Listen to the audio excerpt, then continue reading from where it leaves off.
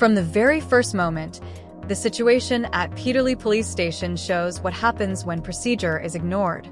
Jake Anderson arrives clearly struggling with alcohol withdrawal, and yet no proper observation or care is in place. When staff fail to notice or act, risk escalates quickly. Always start with observation. It's simple but crucial. As we move forward, you'll see small oversight stacking into a serious problem. Yes guys, I'm at Peterlee Police Station again. I've come to cover another horrible event that happened here. There was a 24-year-old Jake Anderson that was taken to Peterlee Police Station on the 24th of June 2019. He died because of alcohol withdrawal, but the circumstances of this case is absolutely shocking. He arrived through those doors at 11 AM on the 24th of June 2019. 3 hours later, a nurse reported that Jake Anderson was seeing things. 2 hours after that, so at 4:45, he was seen in his police cell hitting himself with a pillow or a towel to try and keep himself cool, which is shocking. The officers saw that on CCTV. They knew he was hot, he needed medical help, and they left him to hit himself with a towel to cool himself down. 4 hours later, so this is at 8 o'clock at night, a doctor asked the custody sergeant had he been fed and watered. So from 11 AM until 8 PM he had no food. So that's 8 hours of no food. So the doctor asked the sergeant if he had been fed and watered and that he needs food. So the custody sergeant went to the other custody sergeant and advised that, and it's shocking what the custody sergeant said. He replied, "I can't see any point in that actually." So someone who hasn't had any food and drink, no food and water. A few hours in CCTV shows him attempting to cool himself with a towel. Officers notice, but take no action. Basic first aid and hydration are fundamental. Ignoring obvious distress is rarely neutral. It almost always worsens the outcome. Here, every minute unattended quietly compounds the problem, and the audience can already feel the tension rising. For 8 hours, he's clearly dehydrated, he's overheating. The doctor said, has he been fed and watered? Custody sergeant said, "I can't see any point in that."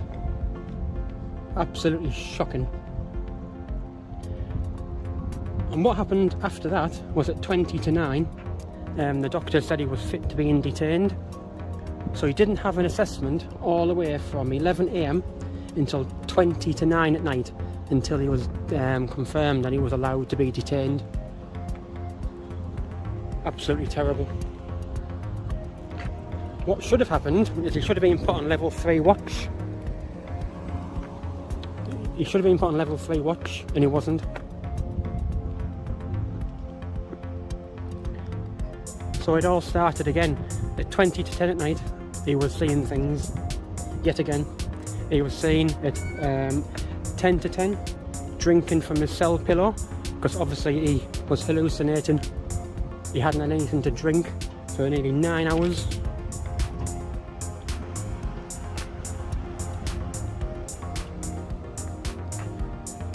Goodbye, officers. But what the shocking part of that is what followed. But we're going to have a little look in this gate wide open.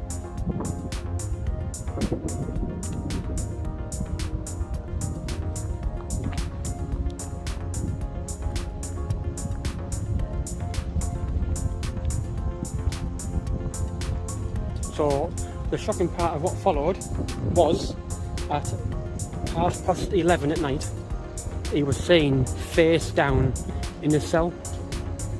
Face down. For a short period of time, he was twitching his legs. This is all seen on CCTV. By late afternoon, A doctor asks if he has been fed and hydrated, and the custody sergeant replies dismissively, "I can't see any point in that." Clear communication and escalation are non-negotiable when someone is vulnerable. Observation alone isn't enough. Acting appropriately is what matters. At this point, systems are failing him, and it will become tragically obvious. Nighttime intensifies the stakes. The combination of dehydration, hallucinations, and delayed medical checks sets the stage for a preventable tragedy. The next half shows how procedural neglect can turn fatal and why proper monitoring matters more than rank or ego.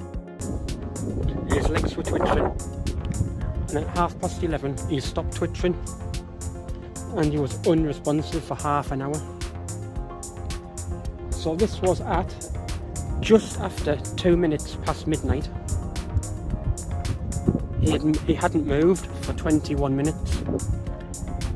Now they could see this on CCTV. For 21 minutes he hadn't moved, and they left him for half an hour to die face first, naked on the floor in his cell. So they called for an ambulance, and by midnight he was dead. This guy had mental health issues, known mental health issues, known drink and alcohol misuse and drug misuse. And he was left alone with no food and water for 12 hours. He wasn't fit to be detained for 8 hours. And then he was declared dead at midnight. Absolutely shocking, Peterlee Police.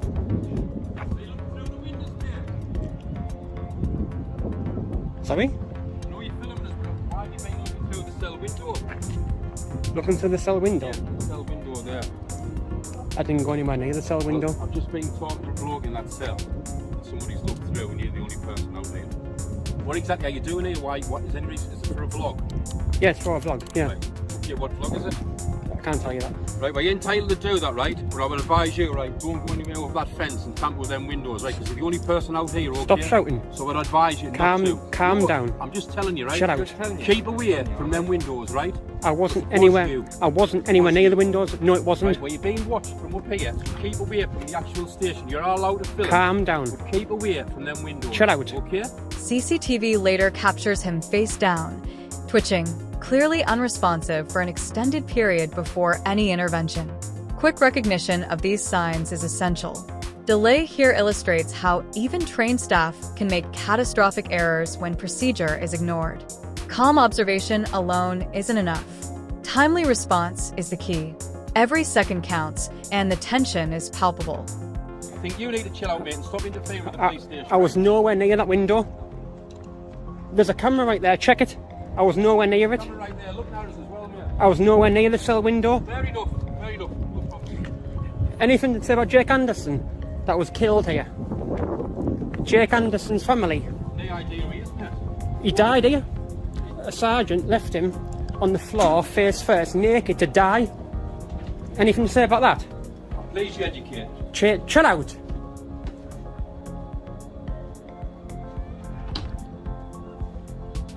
Fucking wanker. Wow. Peterlee Police Station.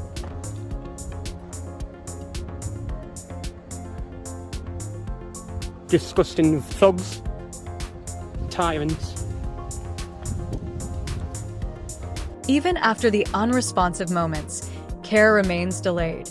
Systems designed to prevent harm weren't followed, and accountability lapses are evident.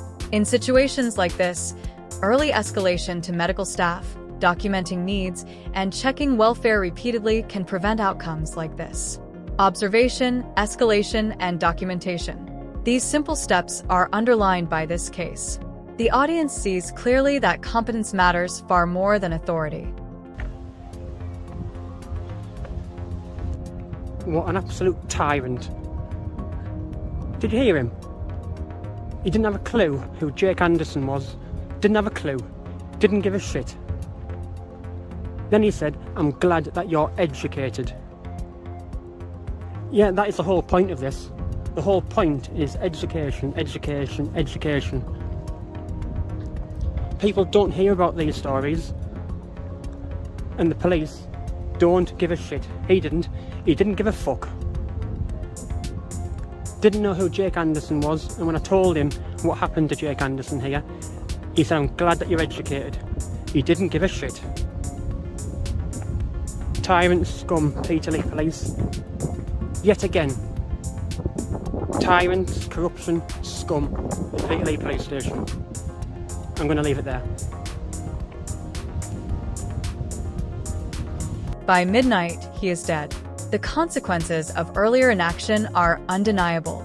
3 lessons stand out. First, identify and act on risk immediately. Second, document and communicate clearly at every stage.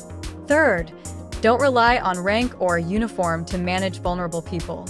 Procedure and law always come first. Him, the auditor, illustrates calm, measured observation versus staff relying on ego and assumption. Engage with these lessons, comment your thoughts, and subscribe for deeper breakdowns. This video is educational, not legal advice.